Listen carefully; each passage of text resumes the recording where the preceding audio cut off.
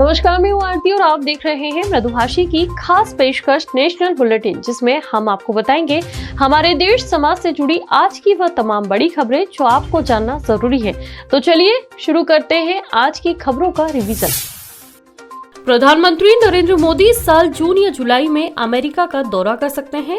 News agency PTI की report के मुताबिक अमेरिकी राष्ट्रपति जो बाइडेन ने मोदी को राजकीय यात्रा का न्योता भेजा है। बताया जा रहा है कि भारत ने इस बुलावे को स्वीकार भी कर लिया है। फिलहाल दोनों देशों के अधिकारी दौरे की तारीख तय कर रहे हैं। प्रवर्तन निदेशालय ने गुरुवार को दिल्ली शराब घोटाला मामले में नया दावा किया है। ईडी ने कहा कि आपने दिल्ली शराब घोटाले में पैसों का इस्तेमाल गोवा में चुनाव प्रचार के लिए किया। चार्जशीट में आरोप है कि दिल्ली शराब घोटाले के एक आरोपी ने शराब कंपनी इंडो स्पिरिट्स के एमडी समीर महेंद्रू और दिल्ली के सीएम अरविंद केजरीवाल के बीच अपने फोन से फेस टाइम वीडियो कॉल का अरेंजमेंट किया था। लोकसभा या विधानसभा में कोई उम्मीदवार एक साथ 2 सीटों पर चुनाव न लड़ सके, इसके लिए सुप्रीम कोर्ट में एक याचिका दायर की गई थी, जिसे कोर्ट ने खारिज कर दिया है।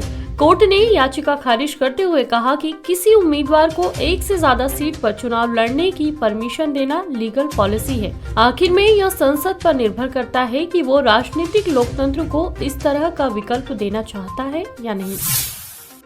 केंद्र सरकार ने अभी तक देश में समान नागरिक संहिता यानी यूनिफॉर्म सिविल कोड लागू करने पर फैसला नहीं लिया है। यह जानकारी कानून मंत्री किरेन रिजिजू ने गुरुवार को राज्यसभा में दी। उन्होंने बताया, सरकार ने 21वें लॉ कमीशन को समान नागरिक संहिता को लेकर उठे सवाल की जांच का जिम्मा सौंपा था।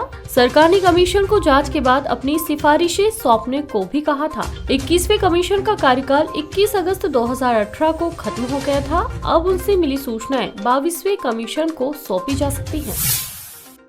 तेलंगाना में गुरुवार को वाईएसआर तेलंगाना पार्टी की प्रमुख वाईएस शर्मिला ने मुख्यमंत्री के चंद्रशेखर राव को डिब्बे में रखे एक जोड़ी जूते दिखाए और प्रजा प्रस्थान पदयात्रा में शामिल होने की चुनौती दी। कहा, इन्हें पहनकर चलने में आसानी होगी और वे जनता की समस्याएं जान सकेंगे। आंध्र प्रदेश से अलग होकर बने तेलंगाना में इस साल के अंत में विधानसभा चुनाव है। ऐसे में वाईएसआर तेलंगाना पार्टी के प्रमुख वाईएस शर्मिला ने मुख्यमंत्री केसीआर के खिलाफ मोर्चा खोला हुआ है। शर्मिला राज्य में प्रजा प्रस्थान पद यात्रा निकाल रही है। वे आंध्र प्रदेश के पूर्व मुख्यमंत्री वाईएसआर की बेटी और वर्तमान सीएम जगन मोहन रेड्डी की बहन है। शर्मिला ने 2021 में वाईएसआर टीपी पार्टी बनाई थी।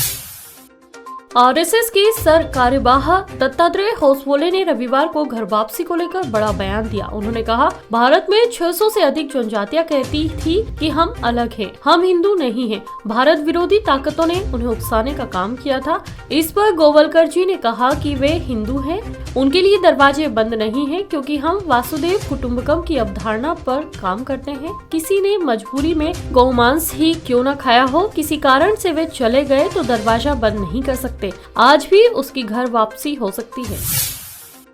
373 किलोमीटर और 7 दिन के सफर के बाद 2 विशाल शालिग्राम शिलाएं अयोध्या पहुंच गई है। गुरुवार सुबह रामसेवकपुरम में 51 वैदिक ब्राह्मणों ने शालिग्राम शिलाओं का पूजन कराया। इसके बाद नेपाल के पूर्व उप प्रधानमंत्री विमलेंद्र निधि और जानकी मंदिर के महंत तपेश्वर दास ने चंपत राय को शालिग्राम शिलाएं सौंप दी। इसी 6 करोड़ साल पुराने शालिग्राम पत्थर से भगवान राम और सीता की मूर्ति बनेगी, जो राम दरबार में स्थापित होगी।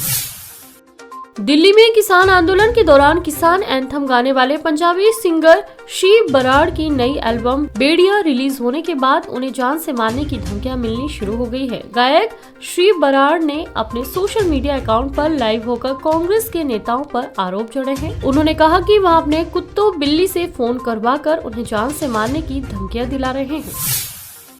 26 जनवरी को रिहाई की आस टूटने के बाद अब अनुमान यही लगाया जा रहा है कि सिद्धू अपनी 1 साल की सजा पूरी करने के बाद ही बाहर आएंगे। सिद्धू 20 मई 2022 को जेल गए थे, लेकिन उनकी रिहाई के लिए 19 मई 2023 तक इंतजार नहीं करना होगा। वह समय से 1-1.5 महीने पहले ही बाहर आ जाएंगे, यानी कि नवजोत सिंह सिद्धू अप्रैल के पहले सप्ताह में ही बाहर आ सकते हैं। बाल विवाह पर लगाम लगाने के लिए असम सरकार ने कमर कस ली है और इसके खिलाफ लगातार कार्रवाई की जा रही है। गुरुवार को राज्य के मुख्यमंत्री हिमंत बिस्वा शर्मा ने ट्वीट कर बताया कि असम सरकार राज्य में बाल विवाह के खतरे को समाप्त करने के अपने संकल्प पर दृढ़ है। मुख्यमंत्री ने बताया, अब तक असम पुलिस ने राज्य भर में 4004 मामले दर्ज किए हैं और आने वाले दिनों में और पुलिस कार्रवाई की संभावना है। उन्होंने बताया, सभी मामलों पर कार्रवाई 3 फरवरी से शुरू होगी, इसलिए सभी से सहयोग की अपील है। अभी के लिए इतना ही। कल फिर हाजिर होंगे दिन भर की हुई बड़ी खबरों के साथ। तब तक के लिए मृदुभाषी को सब्सक्राइब करना ना भूलें।